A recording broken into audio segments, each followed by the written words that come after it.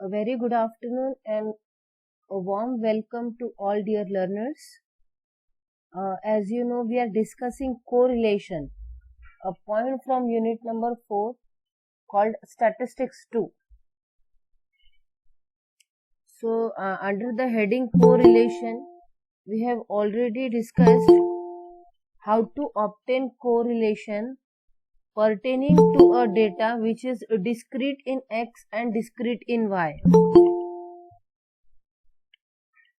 By discrete in X and discrete in Y, we mean some data was given for 10 students from roll number 1 to 10 and their marks in economics and marks in statistics were given. The values of these 10 students were provided. So this is discrete data. There is no frequency allotment क्योंकि marks किसी एक student को economics में एक ही type का mark रहेगा. एक ही student को दो फ्रीक्वेंसीज अलॉट नहीं हो सकती. एक वेरिएट वैल्यू को एक ही फ्रीक्वेंसी अलॉट होगी. उसे कहते हैं discrete in X and discrete in Y, मतलब सेपरेट सेपरेट वैल्यूज. ये एग्जांपल हमने ऑलरेडी देख लिया है. दूसरा था discrete in X but group frequency distribution in Y. ये हमने कल देखा. सम अश्योर्ड ये डिस्क्रीट वैल्यू थे, 10,000, 20,000 अप टू 50,000. सम अश्योर्ड ये एक वेरिएबल था जो डिस्क्रीट दिया था. और एज एक दूसरा पैरामीटर था. एज वाइज सम अश्योर्ड कितना है, तो एज ये ग्रुप डेटा दिया था. एज की ग्रुप से, जैसे कि 18 से 20 की उम्र, 20 से 30 की उम्र, 30 से 40 की उम्र, 40 से 50. तो वो स्लैब्स थे, यानी वो क्लासेस बनाकर वो डिटेल्स दी थी. तो एक वेरिएबल ग्रुप फ्रीक्वेंसी डिस्ट्रीब्यूशन था और दूसरा डिस्क्रीट फ्रीक्वेंसी डिस्ट्रीब्यूशन था. और आज हम एक एग्जांपल देखेंगे जो ग्रुप फ्रीक्वेंसी डिस्ट्रीब्यूशन इन एक्स है. मतलब इसमें भी क्लासेस है और फ्रीक्वेंसीज अलॉटेड है क्लासेस को, एक्स वेरिएबल के लिए भी और वाई वेरिएट के लिए भी ग्रुप फ्रीक्वेंसी डिस्ट्रीब्यूशन है.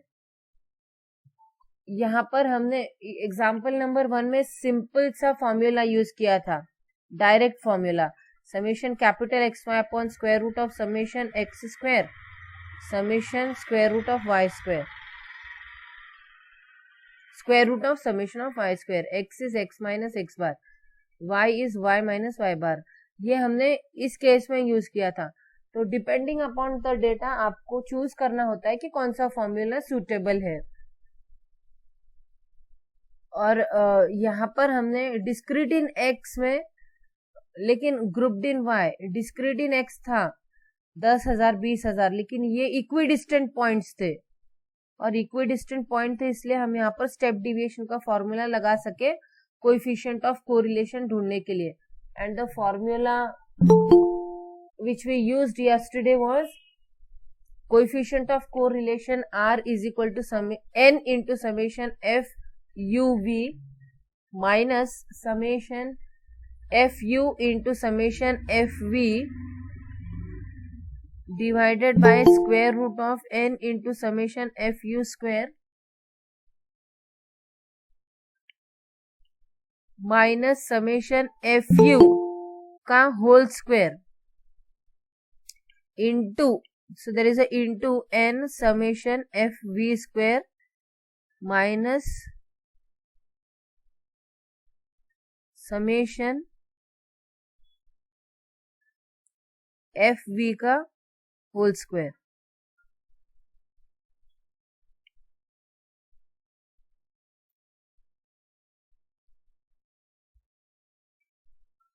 सो depending upon the type of data provided, X में डिस्क्रीट है क्या, वाई में डिस्क्रीट है क्या, दोनों में डिस्क्रीट है या दोनों में क्लासेस बनी है, या एक की क्लासेस है लेकिन दूसरा डिस्क्रीट है लेकिन इक्वल स्पेसिंग है, तो अलग अलग अकॉर्डिंगली आपको फॉर्मूलेस चूज करने पड़ते हैं.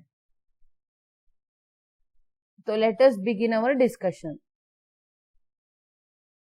Let us see one more example on correlation and then we will switch to regression. Calculate the coefficient of correlation. Calculate the coefficient of correlation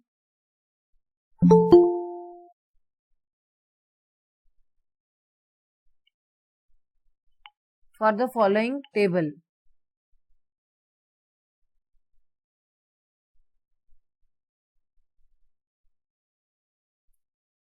So the table is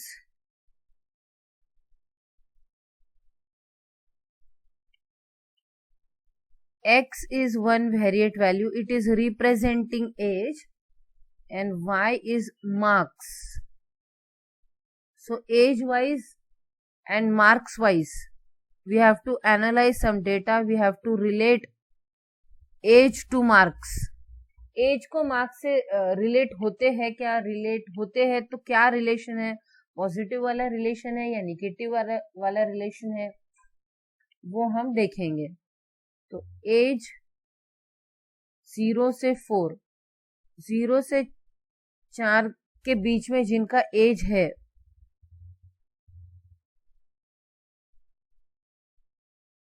और यहाँ पर marks भी आपको slabs में दिए हैं, marks भी classes बनी है.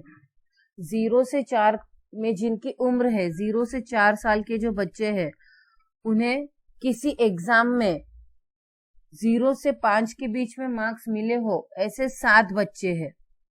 दोनों भी डेटा क्लासेस के फॉर्म में दिया है. 0 से 4 के बीच में जिनकी उम्र है, ऐसे बच्चे जिन्हें 0 से 5 के बीच में मार्क्स मिले हैं वो 7 है. 4 से 8, 4 से 8 उनकी उम्र है और 0 से 5 के बीच में उनको मार्क्स मिले हैं, ऐसे कोई भी बच्चे नहीं है. डैश मतलब फ्रीक्वेंसी 0 है. फ्रीक्वेंसी 0 होना मतलब ऐसे कोई भी बच्चे नहीं है जो 4 से 8 की उम्र के बीच में है और जिन्हें 0 से 5 के बीच में मार्क्स मिले हैं. 8 से 12 और 12 से 16, 8 से 12 और 12 से 16 में भी ऐसे कोई भी बच्चे नहीं हैं जिनको 0 से 5 के बीच में मार्क्स मिले हैं. नेक्स्ट स्लैब है 5 से 10 का.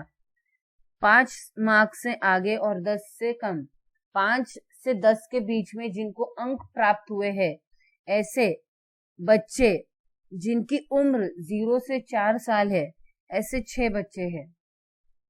और 4 से 8 साल की उम्र के बच्चे जिन्हें 5 से 10 के बीच में मार्क्स मिले हैं, ऐसे 8 बच्चे हैं. अब हो सकता है वो सभी बच्चे एक ही एग्जाम के लिए बैठे हो, कॉमन एग्जाम या फिर अलग अलग एग्जाम, वो यहाँ पर स्पेसिफाइड नहीं है. 10 से 15 मार्क्स, ये जो स्लैब है मार्क्स का, इसमें अंक प्राप्त करने वाले 0 से 4 उम्र के कोई भी बच्चे नहीं है, इसलिए यहाँ पर डैश जा रहा है. 10 से 15 मार्क्स प्राप्त करने वाले 4 से 8 उम्र के 4 से 8 उम्र के 5 बच्चे हैं. ये आप भी लिख लीजिए डेटा ताकि हम कोरिलेशन को समझ पाए. ऐसे यहाँ पर 3 और डैश. 15 से 20, 15 से 20 इस स्लैब में अंक प्राप्त करने वाले 0 से 4 उम्र के कोई भी बच्चे नहीं है. 4 से 8 के 7 बच्चे हैं जिन्होंने 15 से 20 इस कैटेगरी में अंक प्राप्त किए हैं. 8 से 12 उम्र के 2 बच्चे हैं और 12 से 16 में इस रेंज में किसी ने अंक प्राप्त नहीं किए हैं. Please write down the given data. Correlation करना है हमें, कोरिलेशन ढूंढना है एज और मार्क्स के बीच में.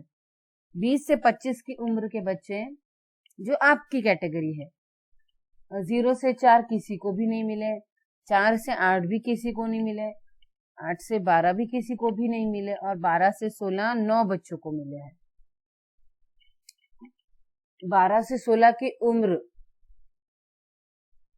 12 से आई बेग योर पार्डन, ये मार्क्स है, उम्र नहीं, तो मैंने पहले ठीक नहीं कहा. 20 से 25 अंक प्राप्त करने वाले और जिनकी उम्र 12 से 16 के बीच में है, ऐसे 9 विद्यार्थी है.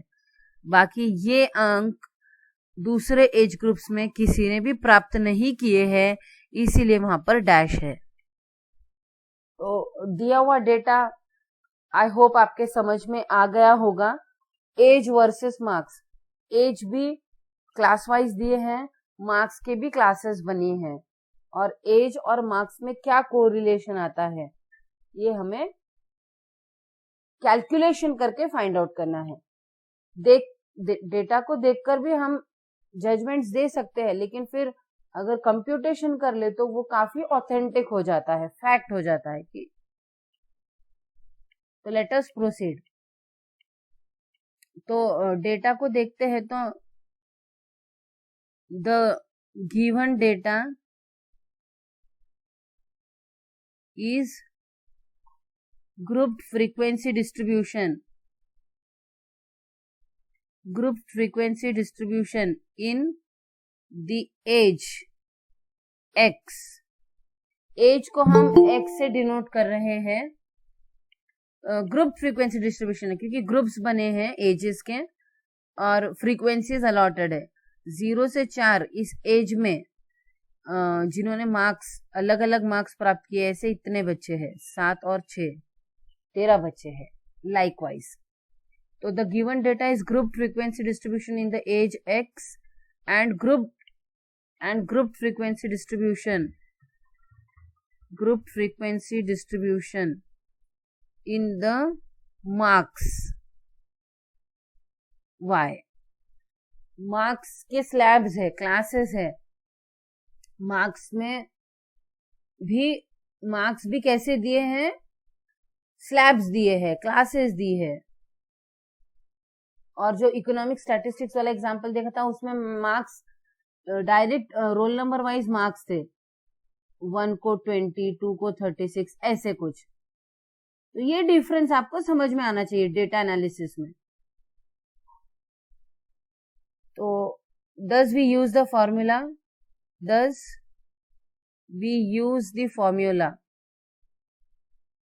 of step deviation method।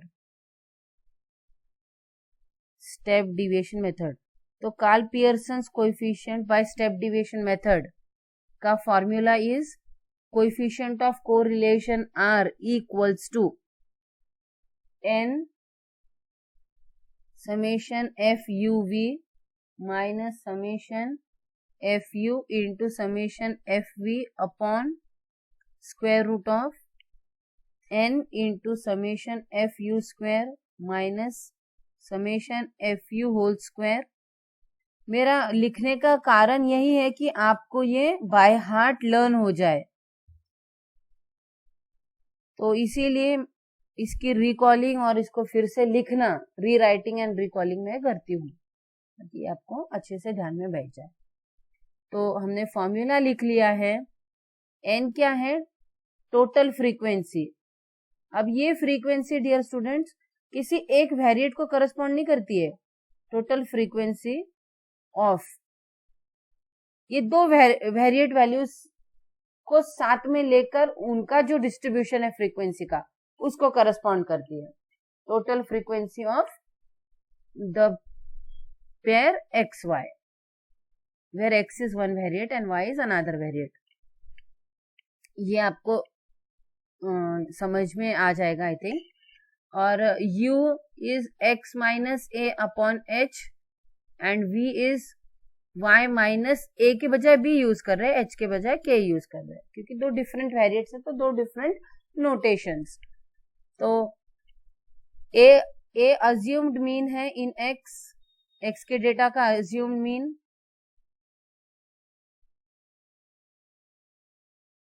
और b assumed mean for y।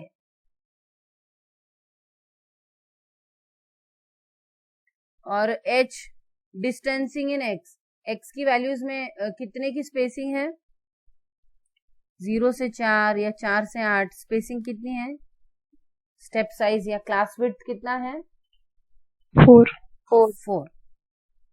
तो अज्यूम मीन ले लेते हैं पहले। We can take any actually. तो पहले ये क्लासेस हैं, क्लासेस की मिड वैल्यूज निकालेंगे। मिड वैल्यूज निकालने के बाद में हम ए ले लेंगे। मिड वैल्यूज की ही कोई एक वैल्यू हम ए ले लेंगे, और बी हम यहाँ पर क्लासेस हैं उनकी मिड वैल्यूज लेने के बाद में ले सकते हैं। So what do you think, क्या लेना चाहिए? आप भी बता सकते हैं या I can also tell you क्या लेना है। 0 से 4 की मिड वैल्यू 2, 6, 8 से 12 की मिड वैल्यू 10 और 12 से 16 की मिड वैल्यू 14। ये मिड वैल्यू जिनको ऐसे ही देखने पर आ जाती है वेरी गुड, नहीं आती है तो मिडल वैल्यू कैसे निकालेंगे? दोनों क्वांटिटीज को ऐड करके उनका मीन मतलब ऐड करके डिवाइडेड बाय 2, क्योंकि दो क्वांटिटीज है, दोनों का एवरेज लेना है, दोनों क्वांटिटीज को ऐड करके डिवाइडेड बाय 2। तो ए क्या लेना है? एनीवन, कोई भी बता सकते हैं या मैं भी बता सकती हूँ, नॉट अ इश्यू।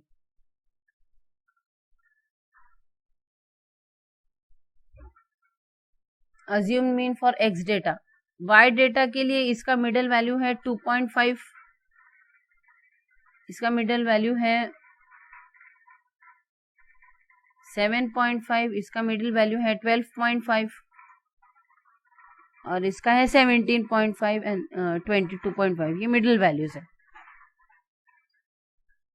तो आप ए और बी सोचकर बताइए या फिर हम तय कर लेंगे। एच, एक्स वेरिएट वैल्यूज की स्पेसिंग 4 है जैसे कि बताया आपने, और वाई की स्पेसिंग कितनी है? के कितना है? 5। एच 4, के 5, ए भी रह गए, भी ए और बी ले लेते हैं बात। और तो ए शुड वी टेक 10, कोई बता नहीं रहे तो ए 10 ले लेते हैं।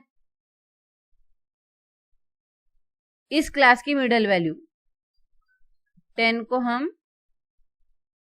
एज्यूम मीन ले लेते हैं, और यहां पर हम लेंगे 12.5 इस क्लास का, क्योंकि इसके ऊपर 2 है, इसके नीचे 2 है, तो इसे बीच वाला है ये, तो सिमेट्री बनी रहेगी, माइनस माइनस फिर 0 फिर प्लस प्लस ऐसे। तो 12.5 बी ले लेते हैं।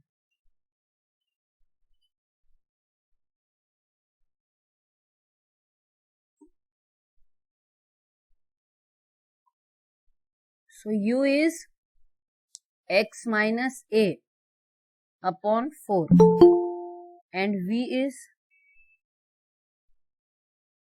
y minus b upon k.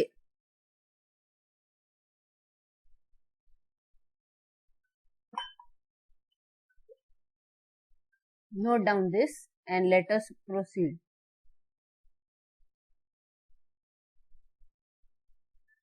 Table कैसे बनाना है पहले आपने ध्यान से देखना है।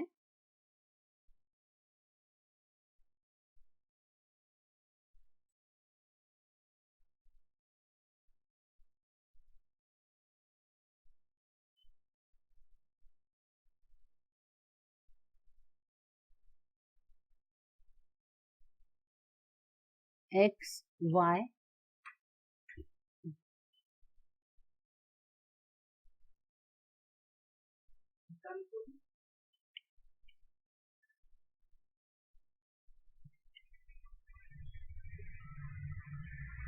यहाँ पे आएगी आपकी x की वेरिएट वैल्यूज, यहाँ पर उसका u,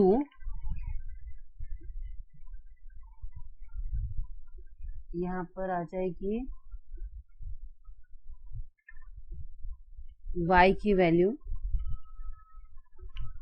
y की वैल्यू में 2 कॉलम, क्योंकि एक क्लासेस है 0 से 5, 5 से 10,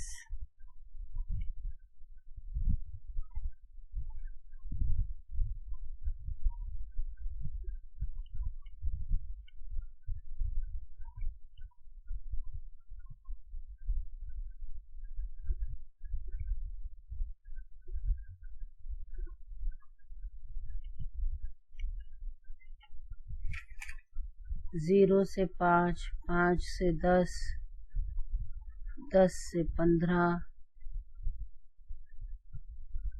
15 से 20 और 20 से 25, 5 क्लासेस है। और इनकी मिडल वैल्यूज यहाँ पे लिख देते हैं 2.5, 7.5, 12.5, 17.5 एंड 22.5।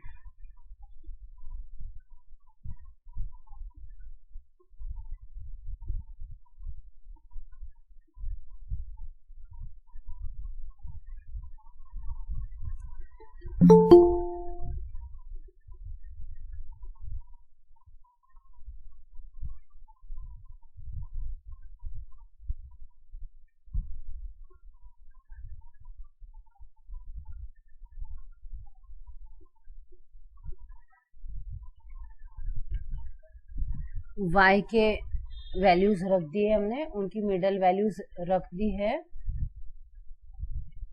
x की वैल्यूज यहाँ पर लिख देते हैं। x की वैल्यूज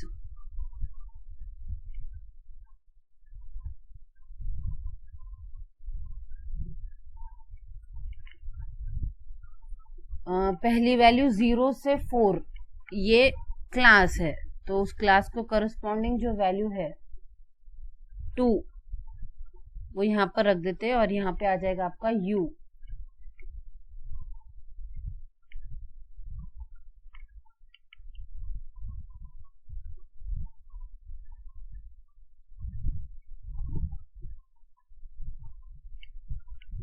यहाँ आ जाएगा आपका क्लास,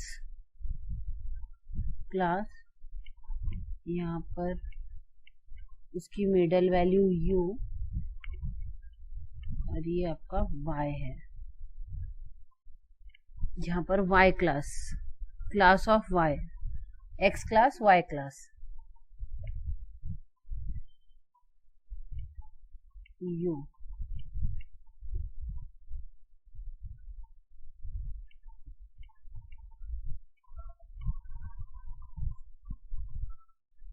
और यहाँ पर आ जाएगा v, u हॉरिजॉन्टली जाएंगे, v वर्टिकली आएंगे।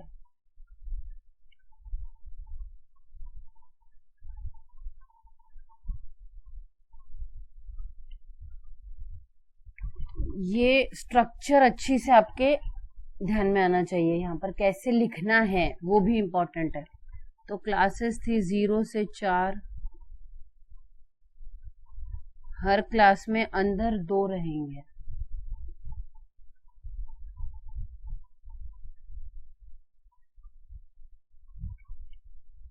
एक रहेगा फ्रीक्वेंसी का और दूसरा रहेगा f into U into V का। 0 से 4 में u कितना है, 0 से 4 का u आएगा, तो इसका मिडल वैल्यू 2 यहाँ पर लिख दिया मैंने, या क्लास के बजाय हम यहाँ पर उस क्लास की मिडल वैल्यू लिख लेते हैं।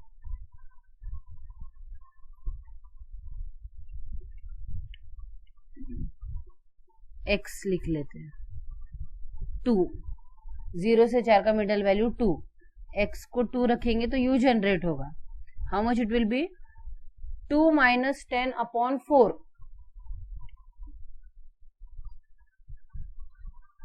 Minus 8 upon 4, it is minus 2।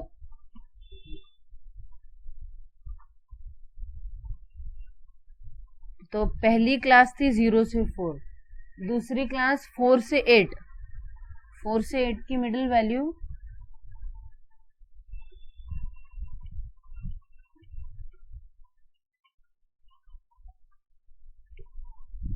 6, 6 minus 10 upon 4, 6 minus 1, yes, 6 minus 10 is minus 4, minus 4 upon plus 4 is 1, उसका फ्रीक्वेंसी, उसका FUV।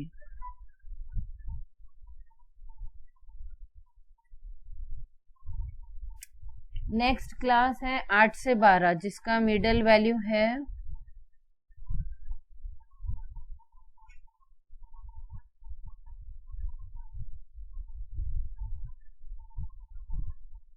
10.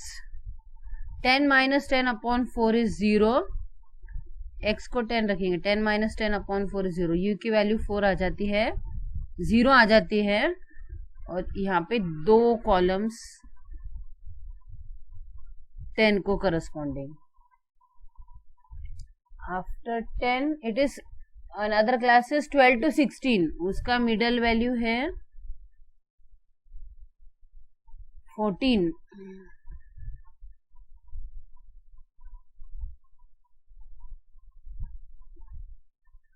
14 minus 10 upon 4. 14 minus 10 is 4. 4 upon 4 is 1. 2 columns F और एक FUV. तो फ्रीक्वेंसीज ले लेते हैं.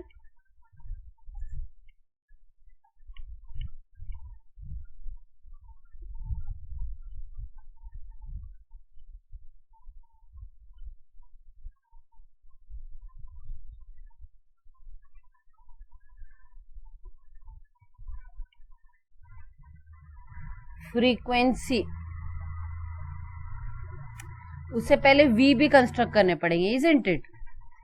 यूज कंस्ट्रक्ट कर लिया, V's कंस्ट्रक्ट करेंगे. पहला है मिडिल वैल्यू क्लास का 2.5. 2.5 minus 12.5 upon 5.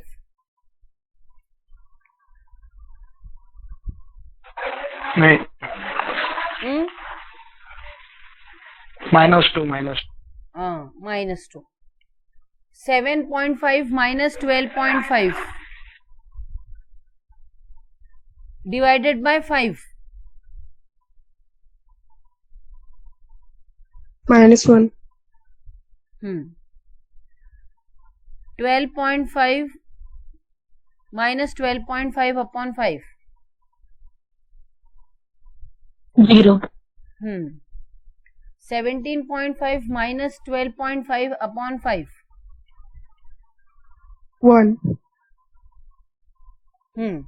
22.5 minus 12.5 upon 5. 2. Yes. अब फ्रीक्वेंसीज डाल देते हैं. 0 से 5 मार्क्स मिलने वाले पहले क्लास जो एज है 0 से 4, ऐसे कितने हैं फ्रीक्वेंसी यहां से लेनी होगी.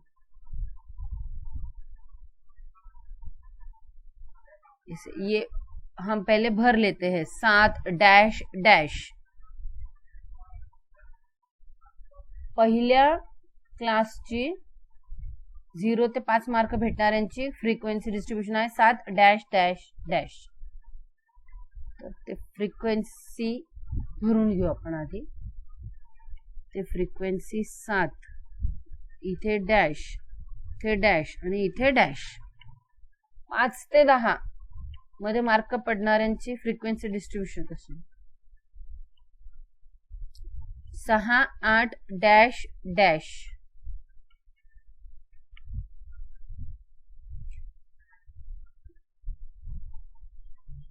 6 8 dash dash.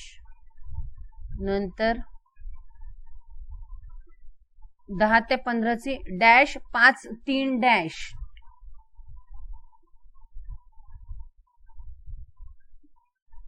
Dash 5 3 dash. Dash को आप 0 फ्रीक्वेंसी भी लिख सकते हैं. 15 से 20 का फ्रीक्वेंसी डिस्ट्रीब्यूशन है dash 7 2 dash dash 7 2 dash.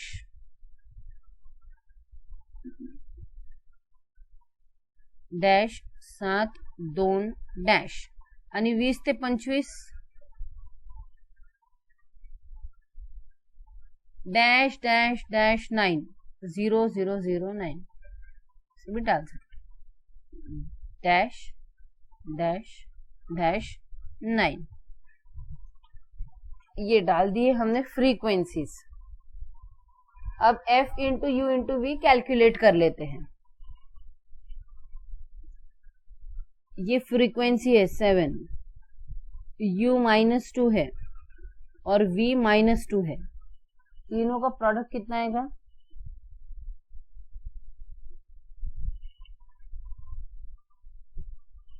7 into minus 2 into 2.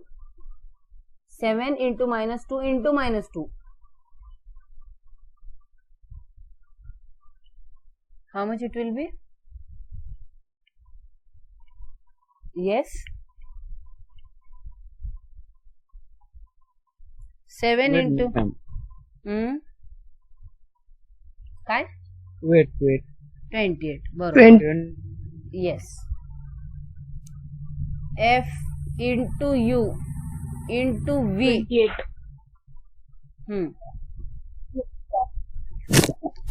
X U constant आहे आपला -2 वर्टिकल कम्प्युटेशन करताना U कॉन्स्टंट -2 आणि V व्हॅरी करतोय आपण. F6 U -2 V -1. 6 into -2 into -1 is 12. 12. Yes. 12. अब यहाँ पर F 0 है, U -2 है, V 0 है. यहाँ पर कुछ भी नहीं लिखेंगे हम. जहां पर डैशेस है ना वो एम्प्टी रखेंगे. यहाँ पर एम्प्टी, यहाँ पर एम्प्टी रहेगा, यहाँ पर एम्प्टी, क्योंकि F 0 है. कोई फ्रीक्वेंसी अलॉट नहीं होना मतलब 0 फ्रीक्वेंसी है, ऐसे आप समझ सकते हैं, ले सकते हैं. तो ये तीनों हो गया, छूट गया. अभी यहाँ पर आते हैं उस क्लास पे जिसके लिए U -1 है. यहाँ पर कोई फ्रीक्वेंसी नहीं तो ये छूट जाएगा. Frequency 8 into -1 into -1 8. 5 into -1 into 0. 0. 7 -1 1. -7. -7. Yes -7. अभी ये छूट जाएगा, यहाँ पे कुछ नहीं करना. अब ये यहाँ पर आते हैं जहां पर U 0 है. एक क्वांटिटी 0 होने की वजह से प्रोडक्ट सबका 0 ही होने वाला है. यहाँ पर तो डैश है तो ये वैकेंट ही रखेंगे. यहाँ पे 0 0, ये भी वैकेंट छूट जाएगा. अब यहाँ पर आते हैं. U 1 है, कोई फ्रीक्वेंसी की अलॉट नहीं है, खाली खाली खाली खाली. यहाँ पर अंत में 9 into 1 into 2. 18. Yes, 18. तो यहां तक तो ठीक है. अब हम फॉर्मूला का रुख करते हैं तो हमें पता चलेगा कौन सी वैल्यूज हमें जनरेट करनी है. एक तो हमें ये लगेगा, ये एक लगेगा, ये एक लगेगा. हे 1 2 3 4. हे याच्यातनं भेटेल. हे काढलं की याचं स्क्वेअर घेतलं की भेटतं ते. 4 5 क्वांटिटीज चाहिए हमें. उसमें से FUV तो हमने अंदर बना लिया है. तो अभी राइट हैंड साइड में यहाँ पे आ जाएगा एक समेशन ऑफ फ्रीक्वेंसीज का कॉलम.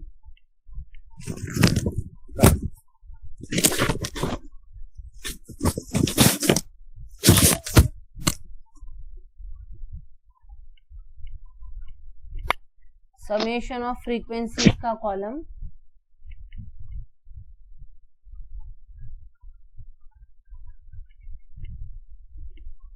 फिर आ जाएगा आपका F into V, क्योंकि एक V है ना, V वाइज जा रहे हैं हम, तो यहाँ पर F into V आएगा. FV स्क्वेयर, FV को और एक V से मल्टीप्लाई कर देंगे तो FV square and summation FUV.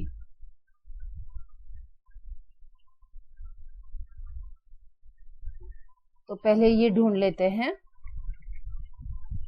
Summation of all the frequency. अब 0 से 5 मार्क्स मिलने वाले कितने विद्यार्थी हैं? सारी एजेस को देखे तो कितने विद्यार्थी है? 7 7 स्टूडेंट्स। F into we. अब ये फ्रीक्वेंसी, ये याद है ना आपको, ये मैंने कल भी आपको रिमाइंड किया था, ध्यान रखना है। ये फ्रीक्वेंसी है, ये total frequency for class 0 to 5 है। 7 इंटू वी, वी इस क्लास का -2 है, -14। हाँ -14। एफ वी स्क्वेयर बनाना है एफ वी से, एफ वी को और एक वी से मल्टीप्लाई कर देते हैं। -14 इंटू -2,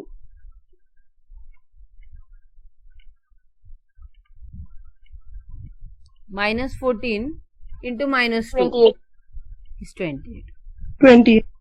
यस। आणि समेशन एफ यू वी, तो हॉरिजॉन्टली ये एक एफ यू वी, यहाँ पर कोई वैल्यू नहीं, यहाँ पर भी कोई वैल्यू नहीं, यहाँ पर भी कोई वैल्यू नहीं। एडिशन क्या है? 28 0 0। यस 28। यस। अभी और यहाँ पे 5 से 10 अंक प्राप्त करने वाले सभी उम्र के कितने लोग हैं इन्वॉल्व?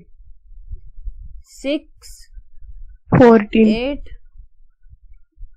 हाँ 6 और 8 14 लोग हैं इस क्लास को बिलोंग करते हैं क्लास में।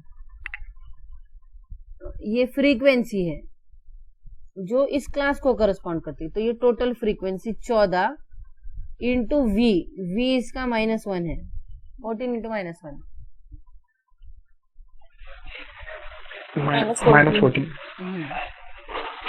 -14 इंटू -1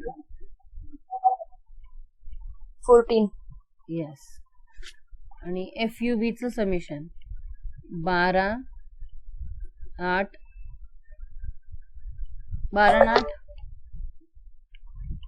20। यस 20। अब यहाँ से 10 से 15 इस क्लास की फ्रीक्वेंसी कितनी है? 7 कितनी है? देखिए यहाँ पे कोई फ्रीक्वेंसी नहीं है, यहाँ पर 5 है, यहाँ पर 3 है, यहाँ पर कोई नहीं। 5 और 3 8।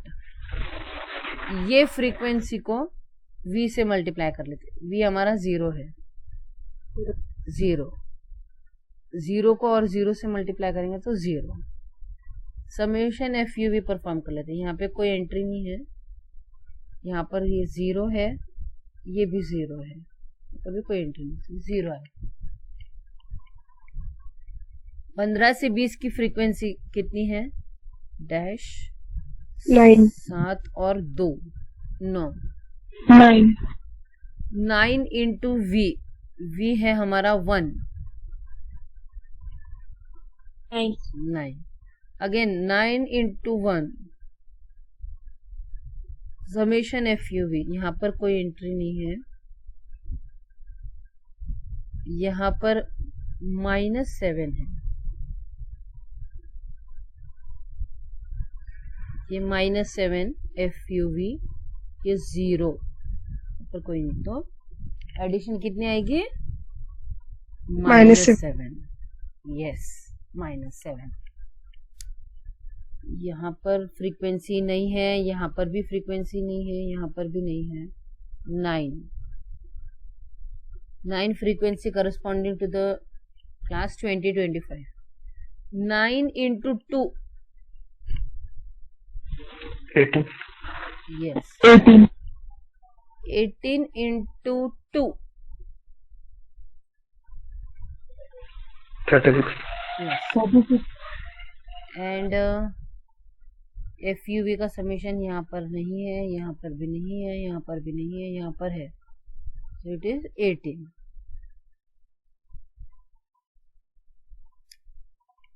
अब ये हो गए अकॉर्डिंग टू y वेरिएबल. अब according to u variable, according to x variable कर लेते हैं.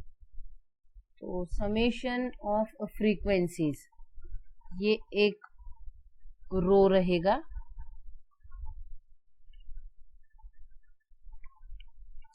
Summation F you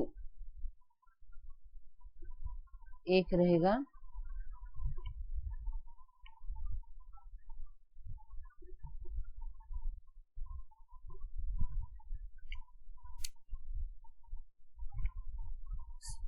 summation F you के बजाय इट इज एफ यू, और एक आएगा एफ यू स्क्वायर, एक आएगा एफ यू भी. y के हो चुके हैं, x के बाकी हैं,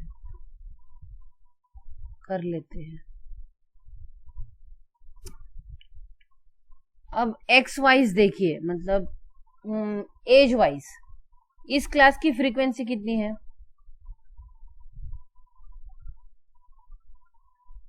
यहां पर ये तो v की वैल्यू है, तो यहां पर -2 इस u के लिए फ्रीक्वेंसी कितनी है? तब u -2 मतलब क्लास आपकी 4 से 10, 0 से 4 वाली, उस क्लास की फ्रीक्वेंसी कितनी आएगी? 7 और 6 कितना हो रहा है? 7 and 6 13. ठीक है. f इंटू यू, ये 13 फ्रीक्वेंसी है इस क्लास की, 4 से 10 वाली, 0 से 4 वाली क्लास की. और u कितना है उस क्लास का? -2. 13 इंटू -2 -20. -26. आणि एफ यू स्क्वेअर साठी एफ यू इंटू यू म्हणजे -26 इंटू -2 52. 52. आणि 52 इंटू व्ही. तर हे एफ यू व्ही कसं काढतो आपण? इथून काढतो. Point to be remembered. F U V हा एक आणि हा एक एफ यू व्ही, आणि ही एंट्री इथे जाईल. मग ह्या कॉलम मध्ये नाही, इकडच्या कॉलम मध्ये. 28 अधिक 12 40. 40 ते इथे ठेव. यस. अब नेक्स्ट इसके लिए जाते हैं.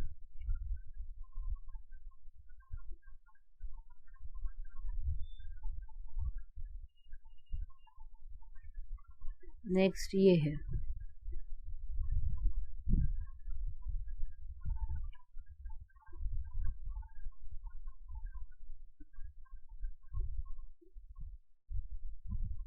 Summation of all the frequencies.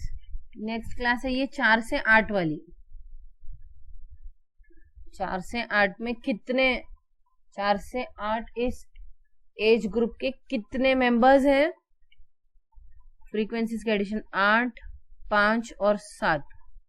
How much it is? 20. Yes. F U का समेशन, एफ ये है, पॉइंट टू बी रिमेंबर, और यू ये है. 20 into -1 -20. -20 into -1 20. And F U V यहां आ जाएगा इस कॉलम की एडिशन. 8 अधिक 0 अधिक -7. 8 - 7 is 1. 8 - 7 is 1. Now come to this.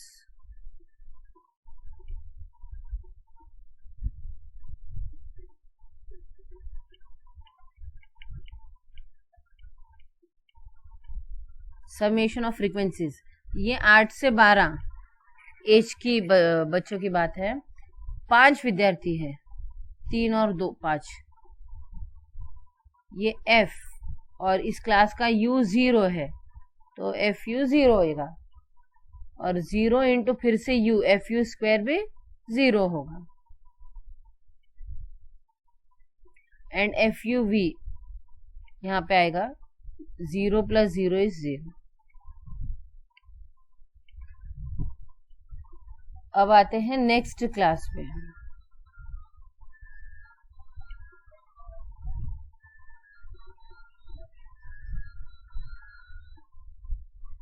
इस क्लास पे आते हैं। ये 12 से 16 उम्र का क्लास है, अंतिम वाला। कितने विद्यार्थी इन्वॉल्व है इसमें? 9। 9 into you 1, 9 into 1 9, again 9 into 1, F you into you is giving F U square is 9, और एफ यू वी के लिए यहाँ की एडिशन इट इज 18। यस, अब इसे भी कर लेते हैं। Summation of all the frequencies, ये फ्रीक्वेंसीज की एडिशन और ये फ्रीक्वेंसीज की एडिशन सेम आनी चाहिए, और वो आ जाएगी यहाँ पर। बताएंगे आप। 7, 14, 8, 9, 9 कितना? 47। 47। 13, 20, 5, 9 47। 47 ही आ रहा है। ठीक है, मतलब सही है, कोई प्रॉब्लम नहीं। समेशन एफ वी, ये कॉलम की addition,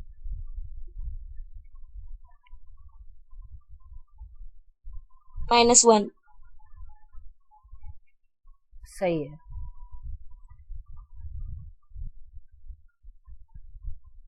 summation F we square,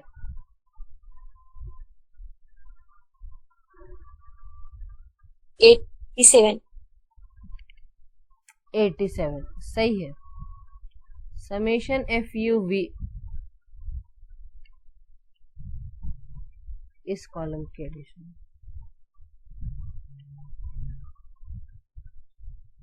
59।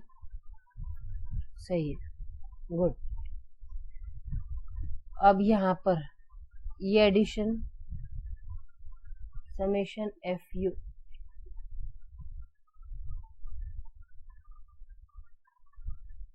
-37। Yes, summation F U square,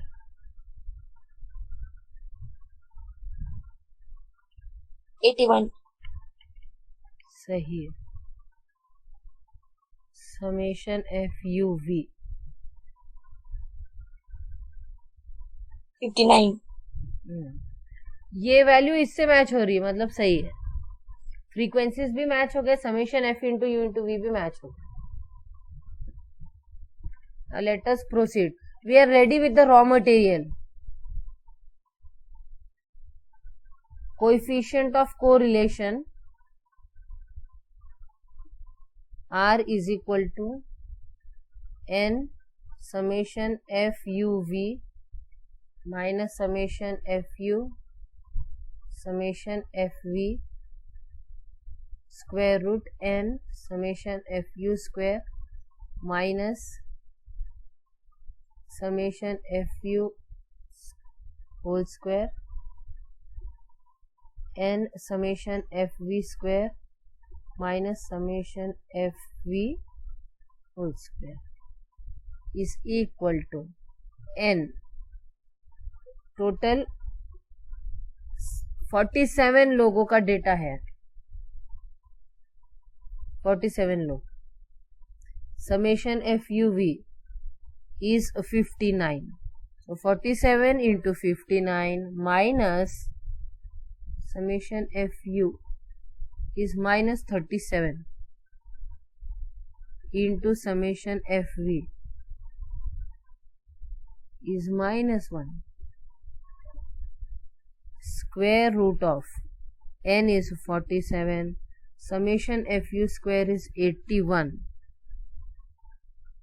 minus summation FU चा होल स्क्वेअर म्हणजे -37 चा होल स्क्वेअर, -37 चा whole square into square root of, there is a product 47 summation FV square 87, 47 into 87 minus summation FV is -1 चा whole square. So coefficient of correlation R is equal to 47 into 59, 1 2 3 negative sign मतलब 37. पहले ये product लेना, फिर subtraction perform करना. Then this is 47 into 81 minus 37 का square, ये -37 का स्क्वायर और 37 का स्क्वायर बात तो एक ही है. 47 into 87 प्लस -1 का स्क्वायर इज 1. चलिए ये प्रोडक्ट फिर addition, BODMAS rule you know, bracket open, multiplication, addition and then subtraction. R equal to how much it is?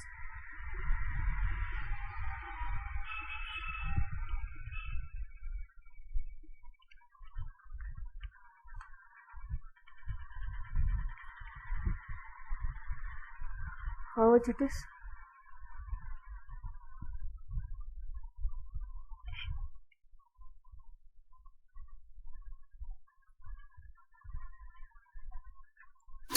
.87. Right, perfect. 0.87. So this is the correlation. It is positive correlation. मतलब एक में बढ़ रहा है तो दूसरे में भी बढ़ेगा. Positive correlation. तो एज के साथ मार्क्स भी बढ़ रहे हैं. वो एक्चुअली डेटा से ही क्लियर था, बट फिर भी एक मैकेनिज्म होना चाहिए. ते अंदाजा भलेही आपल्याला आलेला असेल मार्क्स बघून, जशी वय वाढतं तसा मार्क्स पण वाढतात. कम वय में कम मार्क्स, ज्यादा वय में ज्यादा मार्क्स, ऐसे दिख रहा था ना यहाँ पर. तो दिस इज अबाउट कोरिलेशन. अब रिग्रेशन की बात करते हैं.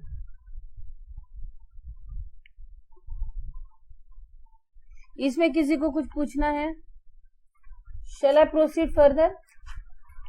तो हमने correlation, Karl Pearson's coefficient of correlation, इस मेथड से स्टडी किया. दूसरे भी मेथड्स हैं but we will not go for them. अब आते हैं रिग्रेशन पर.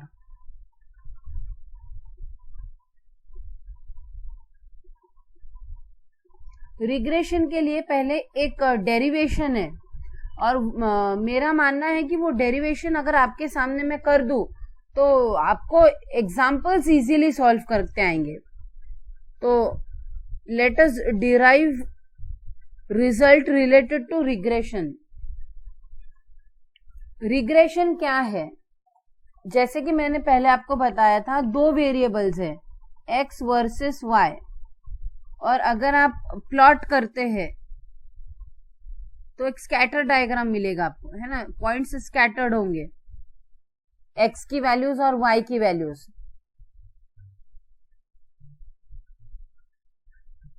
अगर इन x और y में कोई रिलेशन है, ठीक है, इस x और y में कोई, ये दोनों वेरिएबल्स में कोई रिलेशन है, तो ये हमें कैसे पता चलेगा?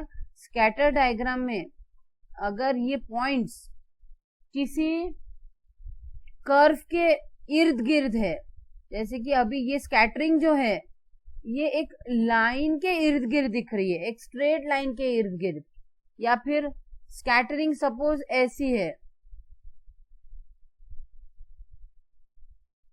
तो ये इस कर्व के अबाउट है ना. तो ये जो स्कैटरिंग है, तो ये किसी कर्व के अगर इर्द गिर्द है, किसी कर्व के इर्द गिर्द है, तो इस कर्व को कहते हैं कर्व ऑफ रिग्रेशन. तुमचे स्कॅटर्ड पॉइंट जर एका कर्वच्या अवतीभोवती असेल तर त्या कर्वला म्हणायचा कर्व ऑफ रिग्रेशन. ह्या केसमध्ये तो कर्व स्ट्रेट लाईन आहे. इथे हा कर्व असा आहे. So regression analysis is nothing but a method for estimating. Regression analysis क्या होता है? मेथड है. कशासाठी? एस्टिमेटिंग. एस्टिमेट करते हैं हम. Estimating unknown values of one variable corresponding to known values of other variable.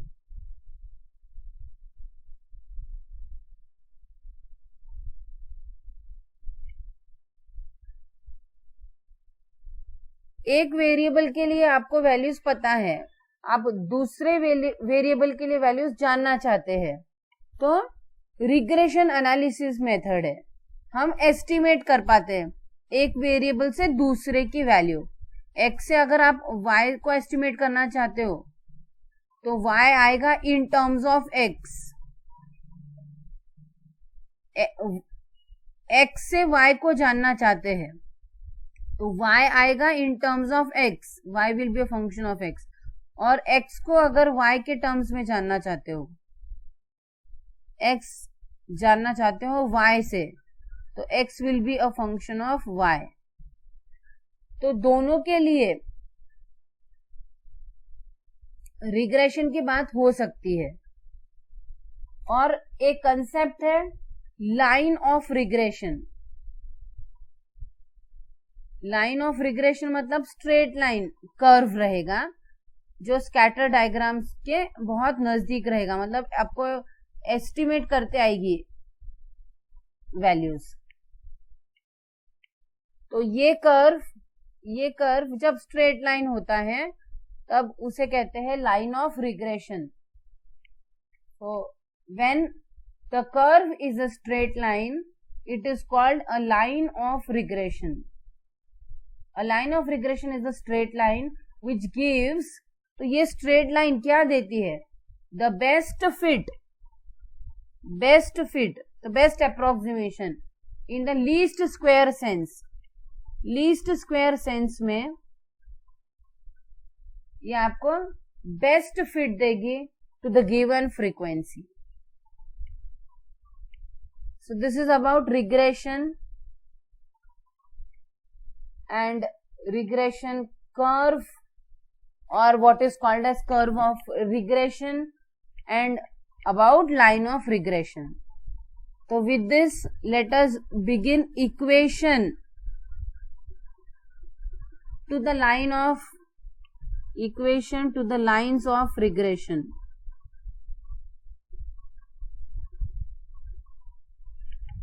So regression is nothing but estimating the unknown values of one variable corresponding to the known values of another variable.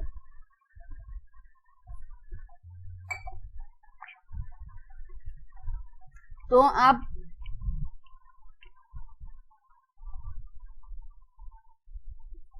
lines of regression. So let us begin. Suppose कोई data है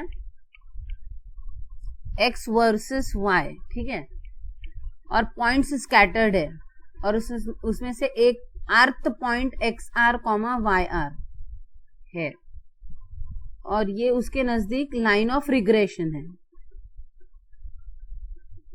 तो what will be our intention? हमें चाहिए कि ये line हम अच्छी से ढूंढ पाए, इतने अच्छी से कि ये पॉइंट इस लाइन के बहुत नजदीक हो, मतलब पॉइंट्स इसके इर्द गिर्द ही हो. अब ये पॉइंट अगर XR, YR है, ये एक वेरिएबल की वैल्यू है, ये दूसरे वेरिएबल की वैल्यू है, तो मैंने यहां से परपेंडिकुलर ड्रॉप किया तो ये हो गया मेरा XR. यहां से एक परपेंडिकुलर ड्रॉप किया तो ये वाली वैल्यू हो गई मेरी YR. Isn't it? तो व्हाट विल आई डू? ये पॉइंट है और ये लाइन ऑफ रिग्रेशन है. ये X R comma Y R है और ये लाइन को मैं P, इस पॉइंट को Q और इसको R से डिनोट कर रही हूं। ठीक है, इस स्ट्रेट लाइन का मैं इक्वेशन ले रही हूं a plus B X. Geometry में आपने सीखा होगा y is equal to M X plus C represents the straight line with a slope m. C represents equation of a straight line whose slope is m and whose y-intercept is c. तो हम y is equal to mx plus c भी ले सकते हैं या y is equal to a plus bx में भी लिख सकते हैं। m और c के बजाय मैंने नोटेशन यूज किया है b and a। इस लाइन ऑफ रिग्रेशन की इक्वेशन ढूंढनी है हमको, a और b पता करने हैं, क्योंकि बेस्ट फिट देगा ना वो हमें, एस्टिमेट देगा। और ये पॉइंट है डेटा का point X R comma Y R. तो ये Q स्ट्रेट लाइन पर वो पॉइंट है जहां से ये लाइन PR पास हो रही है। Q के कोऑर्डिनेट्स क्या रहेंगे?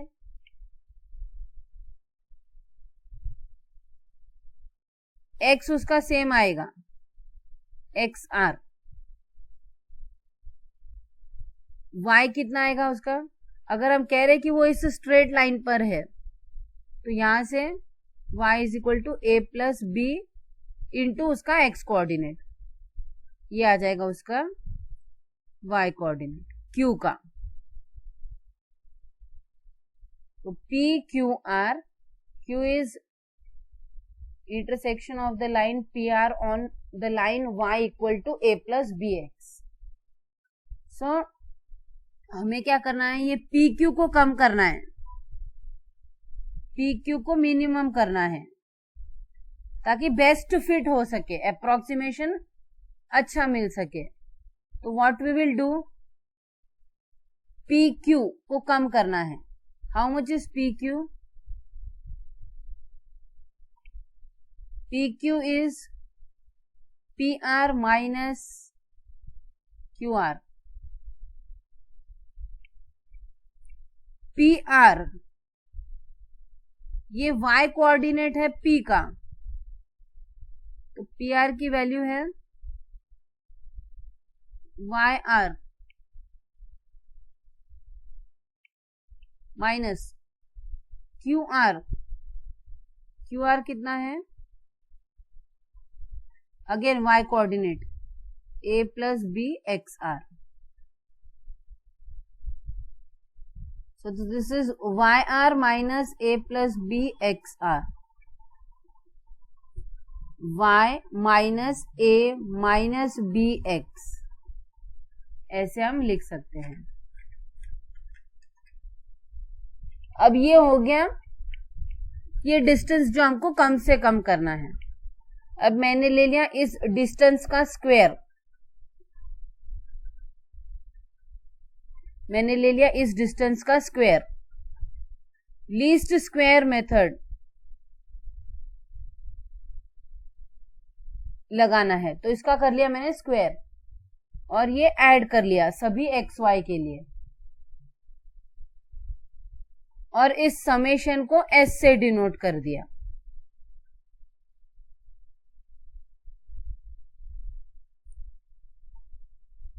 सो दिस इज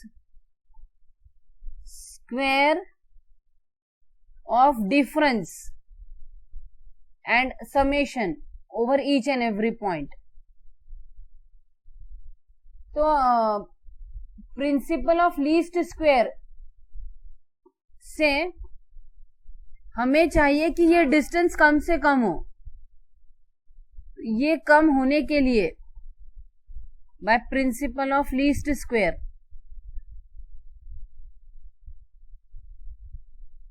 ये स्क्वायर कम से कम होना चाहिए, तब ये क्वांटिटी बेस्ट फिट रहेगा और ये पॉइंट इस लाइन के नजदीक रहेगा। ये लाइन बेटर अप्रोक्सीमेशन मिल पाएगी हमें। तो by principle of least square ये कम से कम होना चाहिए फॉर बेटर अप्रोक्सीमेशन। तो इसको कम कैसे करेंगे? एस का डेरिवेटिव पार्शियल वाला विथ रिस्पेक्ट टू ए 0 जब रहेगा and with respect to B जब 0 होगा, तो वो पॉइंट्स जो जनरेट होंगे वो मिनिमम वैल्यू देंगे। Do S by dough A, partial derivative of S with respect to A 0 हो and partial derivative of S with respect to B जिस पॉइंट के लिए 0 हो जाएगा, वहां पर ये एस वाली क्वांटिटी मिनिमम मिलेगी। हमें इसे कम से कम करना है, बेस्ट फिटिंग करनी है। Doe S by dough A निकाल लेते हैं। Partial derivative with respect to A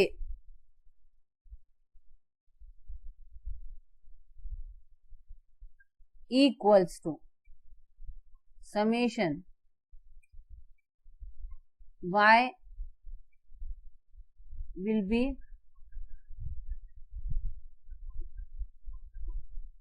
now you see this is a function and function का square, तो derivative will be 2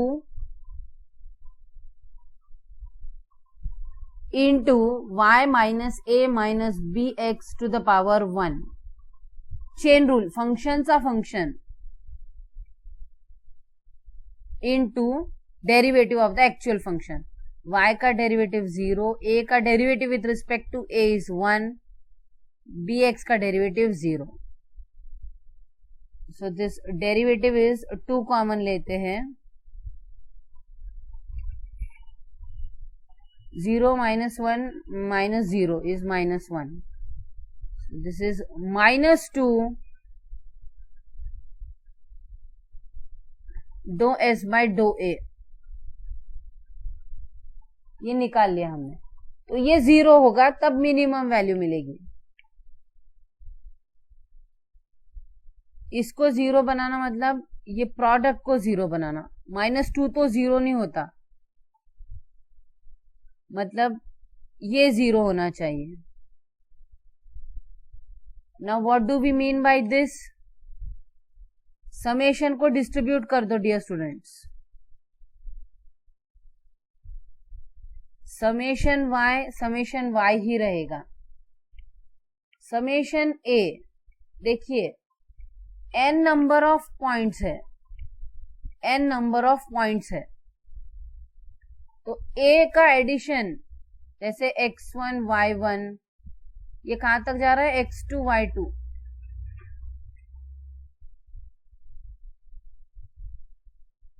x1 y1 x2 y2 up to xn yn। तो a का भी summation उतनी बार आएगा, तो ये आ जाएगा आपका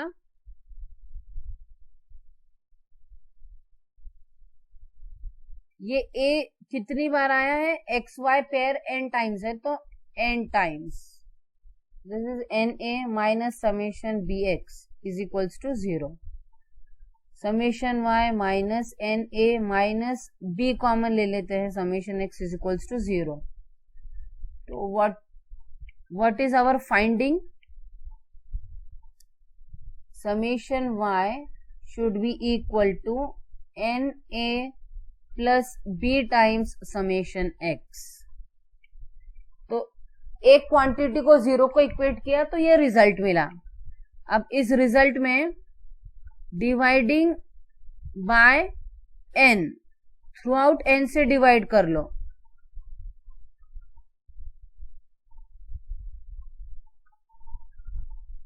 n से डिवाइड करना है।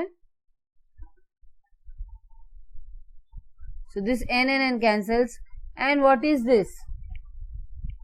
Summation of values of y divided by n is mean y bar। सगळे y चं ऍडिशन घेतलं आणि त्याला नंबर ऑफ y ने सब डिवाइड केलं, जितके y होते ते मीन असणार आहे। What about this? हे x चं मीन असणार आहे।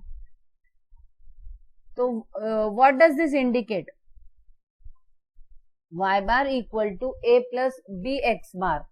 इसका मीनिंग क्या है? इसका मीनिंग ये है कि ये जो लाइन थी, line of regression,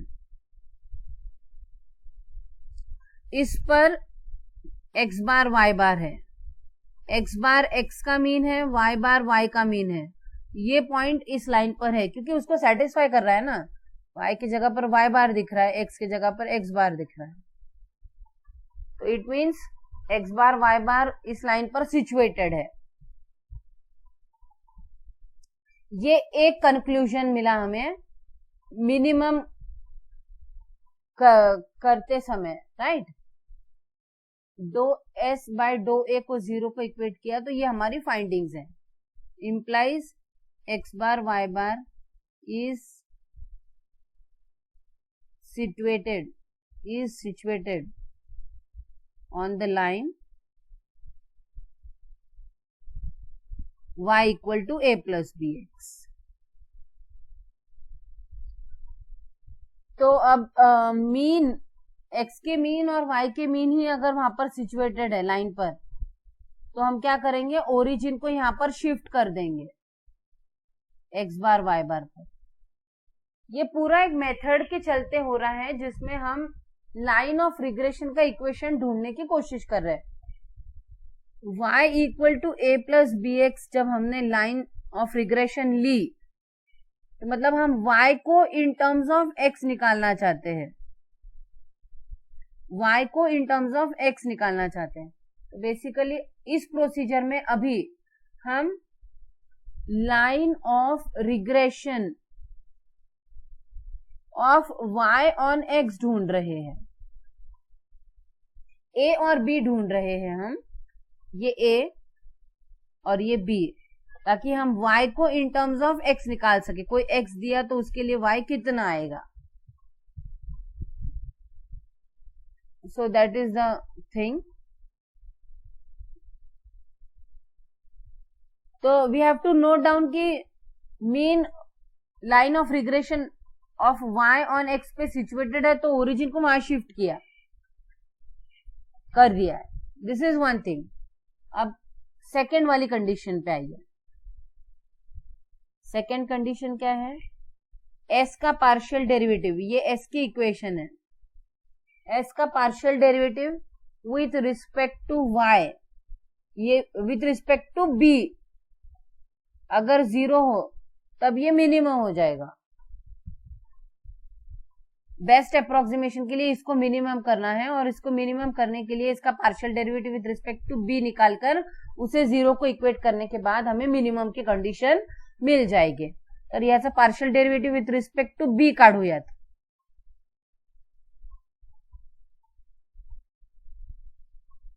s is summation y minus a minus bx whole square.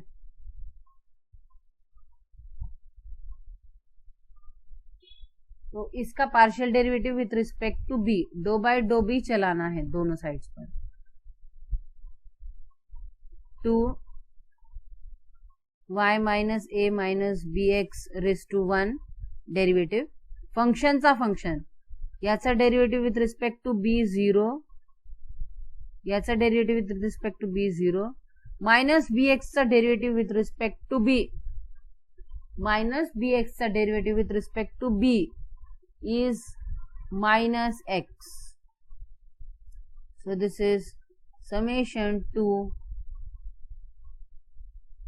into y minus a minus bx, and this is 0 minus 0 is 0, 0 minus x is minus x.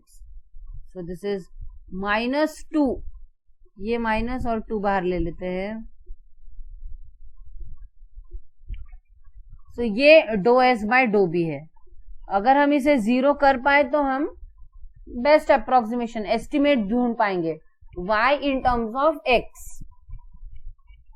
जैसे as ढूंढ पाएंगे इन terms of marks, या marks ढूंढ पाएंगे इन terms of as, ऐसे। तो इसे 0 को इक्वेट करते हैं। अब ये क्वांटिटी तो 0 नहीं हो सकती और प्रोडक्ट 0 है, मतलब ये वाली क्वांटिटी 0 है, ये समेशन 0 है। तो अब इसे x से मल्टीप्लाई कर लेते हैं और समेशन साइन सबको अलग अलग दे देते हैं, डिस्ट्रीब्यूट कर देते हैं।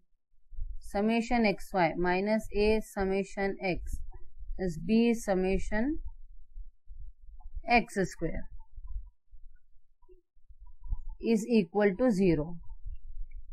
तो इसे हम ऐसे भी रख पाएंगे, मतलब ये वाली क्वांटिटी इन दोनों के एडिशन को इक्वल हो। ये दोनों क्वांटिटीज हमने दोनों साइड्स पे ऐड कर दी है। ये दूसरा कंक्लूजन है, summation x into y should be equal to a summation x plus b summation x square. So this is one thing. अब इस इक्वेशन में हम शिफ्टिंग ऑफ ओरिजिन को एम्प्लॉय करेंगे। शिफ्टिंग ऑफ ओरिजिन जो पिछले डिस्कशन में मिला हमें कि ये उस लाइन पर है तो क्यों ना ओरिजिन को यहीं पे शिफ्ट किया जाए। This is part of method. तो वो ओरिजिन जब यहां से यहां शिफ्ट हो रही है, एक्स बार वाई बार अब आपका न्यू ओरिजिन है, तो उस नए सिस्टम में x हो जाएगा आपका x minus x bar, y हो जाएगा आपका y माइनस वाई बार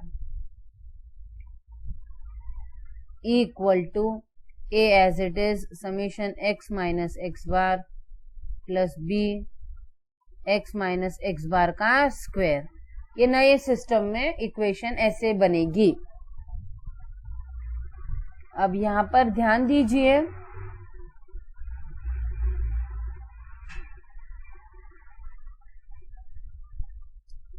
ये summation x minus summation X bar, summation distribute कर दिया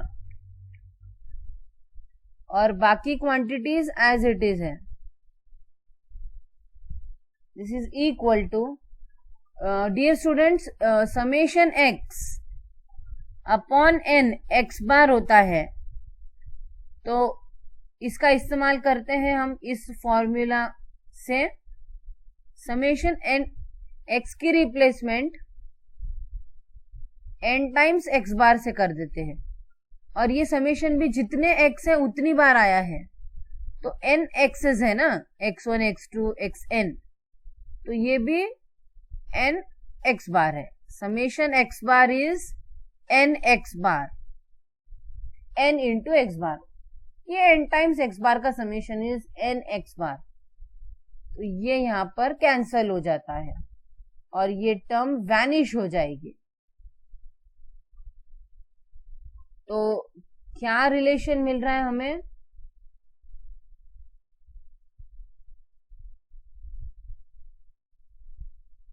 ये वाली रिलेशन हमें यहां पर दिखाई दे रही है। हम a और b चाहते हैं, हमारा लक्ष्य है a और b को प्राप्त करना, ताकि हम line of regression of y on x for y on x ढूंढ पाए। तो b की वैल्यू है, ये क्वांटिटी से थ्रू आउट डिवाइड कर दिया मैंने,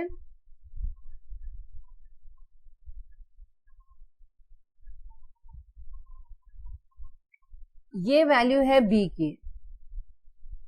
अब हम कोरिलेशन को बीच में लाते हैं, कोरिलेशन का इस्तेमाल करते हैं रिग्रेशन के लिए।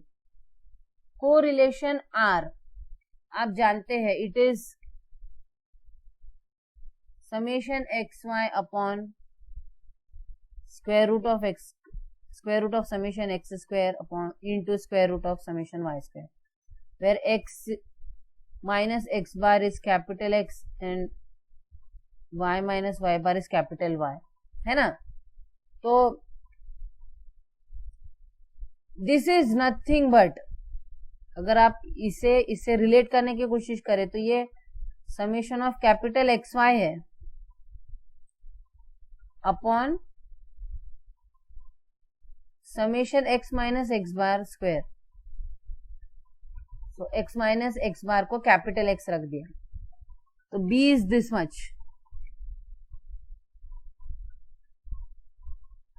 This is what is b। तो हम इससे ये रिलेट करके यहाँ पे सब्स्टिट्यूट करना हमारा नेक्स्ट प्रोसेस है। तो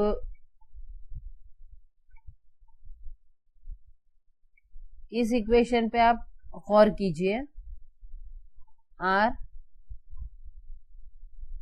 square root of summation of x square square root of summation y square is equal to summation x y, ये वैल्यू वहां पर रखना चाहते हैं हम। r this is nothing but sigma x,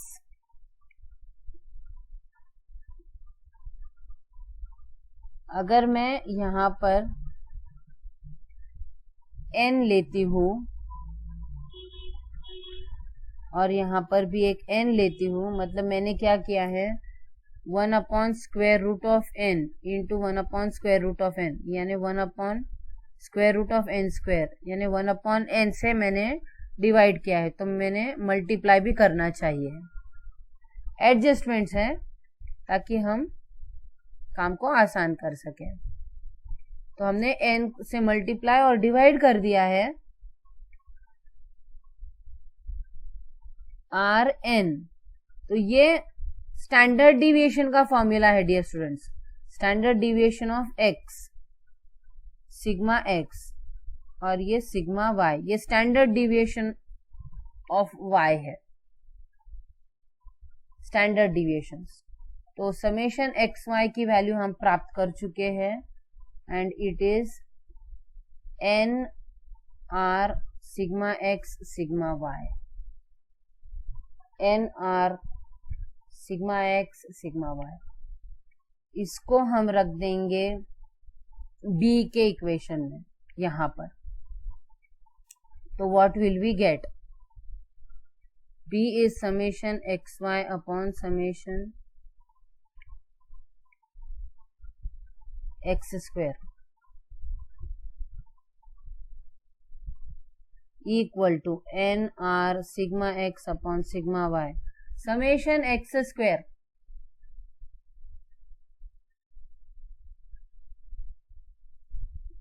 तो हम क्या करेंगे, थ्रू आउट डिवाइड करेंगे n से, न्यूमरेटर को भी और डिनोमिनेटर को भी।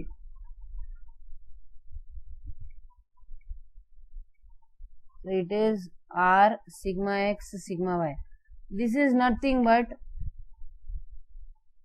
Nothing but standard deviation for x का स्क्वायर।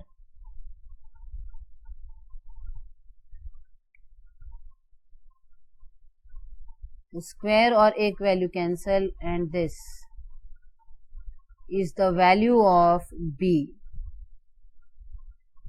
ये b को हम रखेंगे y is equal to a plus B x में।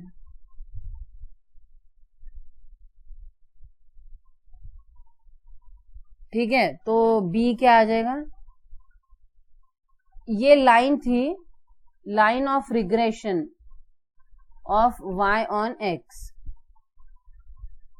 तो जैसे कि मैंने पहले आपसे कहा था mx प्लस c से कंपेयर करेंगे आप, तो m स्लोप होता है, तो हम उस लाइन का स्लोप प्राप्त कर चुके हैं और b उसका स्लोप है ना, स्लोप इज, तो ये b y ऑन x है, तो b y x, b suffix y x से डिनोट होगा।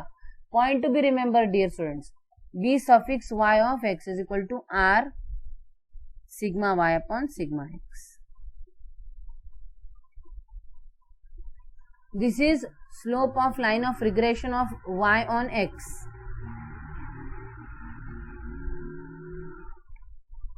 Are you all there, dear students? मैं थोड़ा और एक्सटेंड करूं, बहुत इंटरेस्टिंग है और इसको कंप्लीट करना यहाँ पर ठीक रहेगा। What's your opinion? मैं 15 मिनट और एक्सटेंड करूं या आपका 2 बजे कोई है क्लास? मैम 2 बजे लेक्चर है। तो फिर हम यहाँ पर रुकेंगे क्योंकि आपको खाना भी खाना होगा। ठीक है, फिर आज के लिए इतना ही याद रखो कि regression line of y on x जो हम निकाल रहे थे, उस लाइन का स्लोप r यानी को relation into standard deviation of y upon standard deviation of x।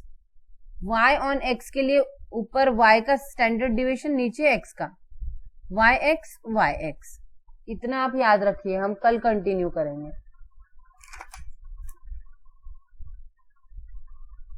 Actually ना थोड़ा ही बाकी है, सिर्फ 5 मिनट का ही बाकी है। तो ये आ गया लाइन का slope of y on x। अब ये लाइन आपको पता है x बार y बार पॉइंट से भी जा रही है, तो हम उस लाइन का इक्वेशन ढूंढना चाहते हैं बेसिकली। तो you remember that y minus y1 is equal to m into x minus x1।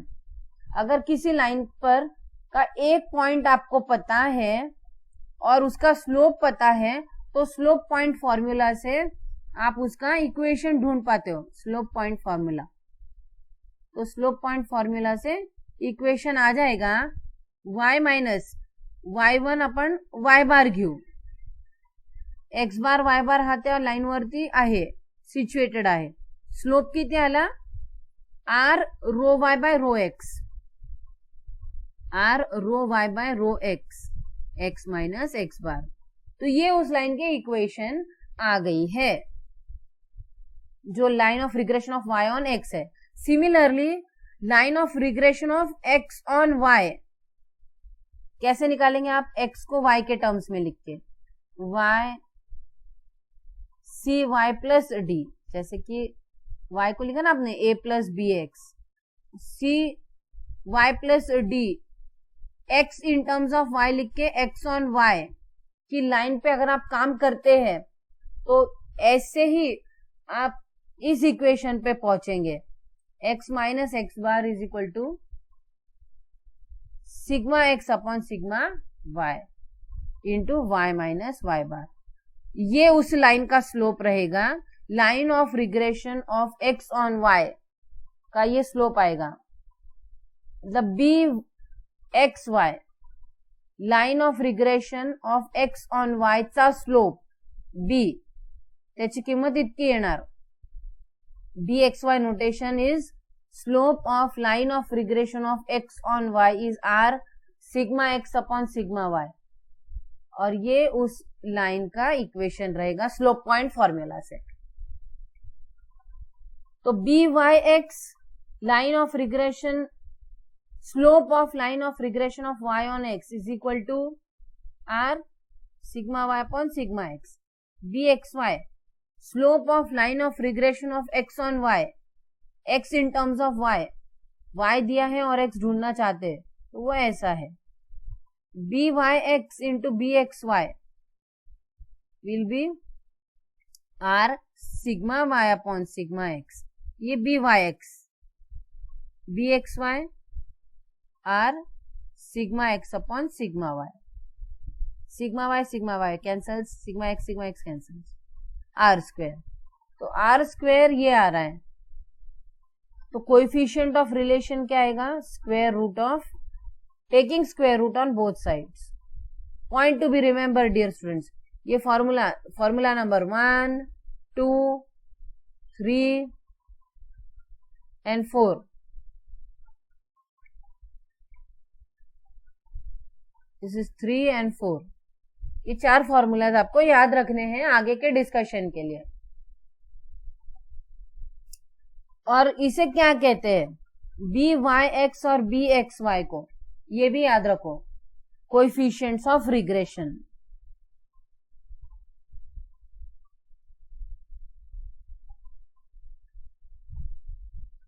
It is called coefficient of regression.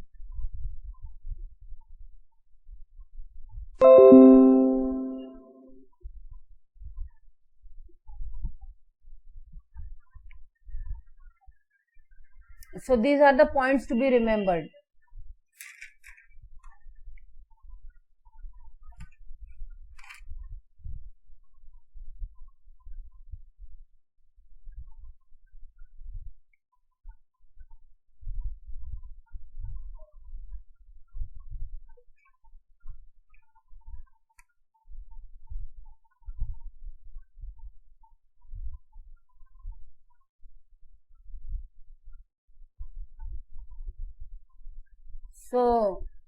points to be remembered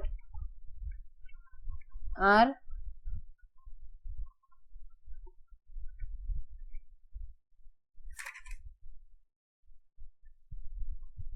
byx and bxy. कुछ बुक्स में आपको m1 m2 भी मिलेगा, ये पहले इसका slope दूसरे इसका स्लोप होता है कोएफिशिएंट ऑफ कोरिलेशन. तो रिग्रेशन में कोरिलेशन आया into standard deviation of y upon standard deviation of x. This is r into standard deviation corresponding to x upon standard deviation of corresponding to y. R square is bxy into byx. R is square root of this. Point to be remembered. ऐसे ये derivation होता है. इसमें किसी को कुछ पूछना है तो पूछ लीजिए. We will stop here.